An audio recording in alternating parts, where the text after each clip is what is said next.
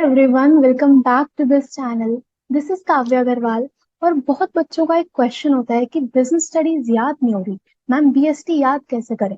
तो इस वीडियो में मैं आपको 3 स्टेप्स बताऊंगी जिन्हें फॉलो करके आप बहुत अच्छे से बिजनेस स्टडीज प्रिपेयर कर सकते हो। ओके, शुरू करें। तो देखो यार, सबसे पहली चीज, चाहे आप क्लास 11th में हो चाहे क्लास 12th में हो, बिजनेस स्टडीज को याद करना छोड़ दो, रटना छोड़ दो।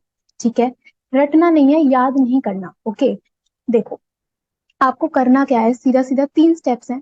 सबसे पहली चीज एनसीईआरटी। ठीक है, एनसीईआरटी यानी हमें एनसीईआरटी की रीडिंग करनी है। ठीक है, अगर आप अब आपके पास अगर एनसीईआरटी है तो बहुत अच्छी बात है, अगर नहीं है तो गूगल से पीडीएफ डाउनलोड करके वहां से पढ़ना। ठीक है, एनसीईआरटी से करना क्या है, आपको सबसे फर्स्ट चैप्टर से शुरू करना है और फर्स्ट टॉपिक लेना और पूरे चैप्टर की अच्छे से रीडिंग लगाओ। ठीक है, ध्यान से एक एक टॉपिक समझो, एक एक लाइन का मतलब समझो, क्या लिखा है, क्या कॉन्सेप्ट है, अंडरस्टैंड करो। ठीक है, पूरा टॉपिक अच्छे से समझो और अच्छे से आप रीडिंग करो और पूरा चैप्टर बढ़िया तरह से कंप्लीट करो। ठीक है, दूसरी चीज आपको करनी है कीवर्ड्स।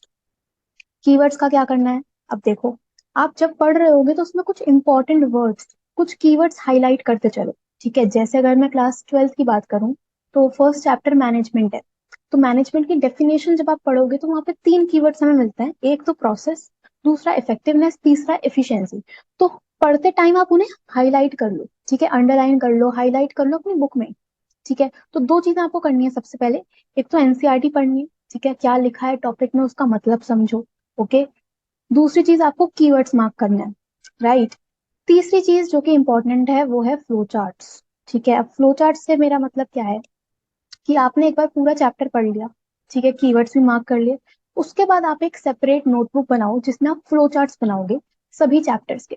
ठीक है, अब फ्लो चार्ट्स बनाने कैसे हैं ये समझो। देखो, अगर क्लास 12th की बात करें तो मैनेजमेंट के 7 फीचर्स होंगे। ठीक है, तो आपको उस नोटबुक में सिर्फ हेडिंग्स के साथ फ्लो चार्ट बनाना है। ठीक है, जैसे 7 फीचर्स ऑफ मैनेजमेंट। ठीक है, 7 फीचर्स हैं तो 7 फीचर्स का आप एक फ्लो चार्ट बना दो।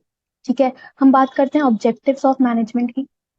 तो 3 ऑब्जेक्टिव्स हैं, आपको पता है, ऑर्गेनाइजेशनल, सोशल, पर्सनल।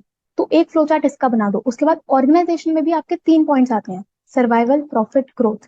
राइट, तो इस तरह से आपको फ्लो चार्ट्स बनाने हैं हर एक टॉपिक के, हर एक चैप्टर के। ठीक है, इससे क्या होगा, आप लोगों को हेडिंग्स याद हो जाएंगे। राइट, हमें बिजनेस स्टडीज में पूरा याद नहीं करना है। ओके, आपको क्या करना है, ये जो हेडिंग्स गिवन होती हैं हर एक टॉपिक में, ये आपको याद होनी चाहिए एनसीईआरटी की। ठीक है, ये याद हो जाएंगे जब आप फ्लो चार्ट्स बनाओगे, उन्हें बार बार पढ़ोगे, रीड करोगे तो याद हो जाएंगी। राइट, फिर उसकी जो एक्सप्लेनेशन है वो तुम अपने वर्ड्स में लिख ही सकते हो। वो कैसे करोगे, जब तुम पूरी अच्छे से एनसीईआरटी पढ़ोगे तब। ठीक है, एनसीईआरटी पढ़ोगे, एक्सप्लेनेशन पढ़ोगे तो ऑब्वियस सी बात है तुम्हें चीजें समझ में आएंगी, उसे तुम अपने वर्ड्स में लिख सकते हो। वो कुछ मुश्किल काम नहीं है। ठीक है, कीवर्ड्स हमने मार्क कर लिए हैं तो इंपॉर्टेंट वर्ड्स भी लिख सकते हो। और हेडिंग्स याद करने का जो मेन गेम है वो आप फ्लो चार्ट्स बना के याद कर सकते हो।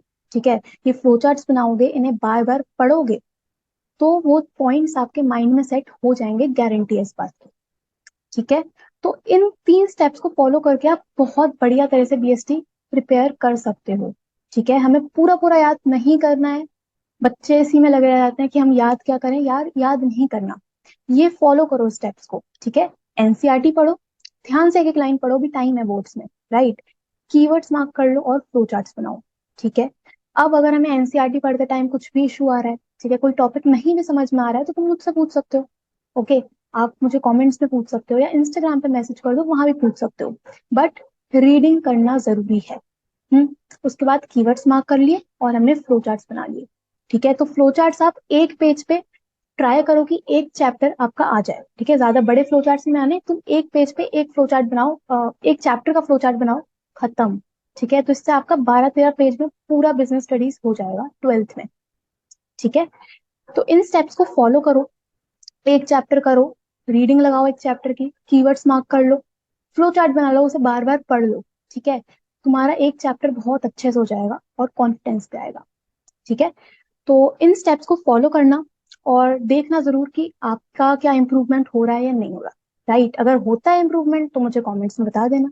ठीक है, तो इन स्टेप्स को फॉलो करो और अगर कुछ और इशू आ रहा है, कुछ और डाउट है तो आप मुझसे पूछ सकते हो। बाकी हम मिलते हैं नेक्स्ट वीडियो में।